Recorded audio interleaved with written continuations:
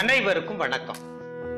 சின்னத்திரை நிகழ்ச்சிகளை தொகுத்து வழங்குவதுடன் படங்களிலும் சிறு சிறு கதாபாத்திரங்களில் நடித்து வந்தவர் டிடி எனப்படும் திவ்யதர்ஷினி. இவருக்கு கடந்த 2014ஆம் ஆண்டுதான் திருமணம் நடந்தது. இதனிடையே அவருக்கும் அவரது கணவருக்கும் இடையே பிரச்சனை, இருவரும் பிரிந்து விட்டனர் என்று கடந்த ஆண்டு செய்திகள் வெளியாயின. இதனை டிடி மறுத்து வந்தார். ஆனால் தற்போது நிஜமாகவே அவரும் அவரது கணவரும் பிரிந்து விட்டார்களாம். கடந்த சில மாதங்களாகவே இருவரும் பிரிந்துதான் வாழ்கிறார்களாம்.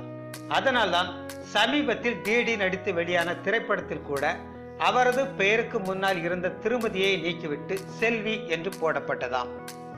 இது விவாகரத்துக்கு பெயர் போன நடிகர் தனுஷின் படம் என்பது குறிப்பிடத்தக்கது. இந்த பிரிவு குறித்து அறிந்த நெட்டிசன்களோ இங்கேயும் வந்துட்டீங்களா மகாபிரபு என்று தனுஷை கலாய்த்து வருகிறார்கள். நன்றி.